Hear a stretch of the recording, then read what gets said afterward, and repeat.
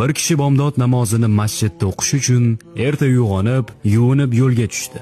Ammo yo'lda yiqilib, kiyimlari iflos bo'ldi. Keyin u yana uyiga qaytdi. Uyda kiyimlarini almashtirib, yana yuvinib masjidga yo'l oldi.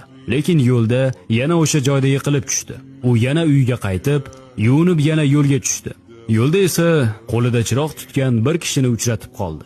U hayron bo'lib, "Kimsiz?" deb so'radi. U kishi, "2 marta yiqilib tushganingizni ko'rib, sizga yordam bermoqchi bo'ldim" dedi. U kishiga rahmat aytdi va birga masjidga yo'l olishdi. U chiroqli kishiga namozni birga o'qishni bir necha bor taklif qildi, lekin u rozi bo'lmadi. Keyin undan so'radi: "Nega namoz o'qishni xohlamayapsiz?" Chiroqli kishi esa: "Men shaytonman. Men tufayli 2 marta yiqilib, kiyimingni iflos qilding. Uyga qaytganingda kiyimlaringni almashtirding va yana namozga bording. Alloh shunda barcha gunohlaringni kechirdi. Keyin sen yana yiqilding, ammo bu ham seni to'xtatmadi. Shunda Alloh barcha oila a'zolaringning gunohlarini kechirdi. Yana yiqilsang, Alloh taolo qishlog'ingdagi barcha insonlarning gunohlarini kechiradi deb qo'rqdim.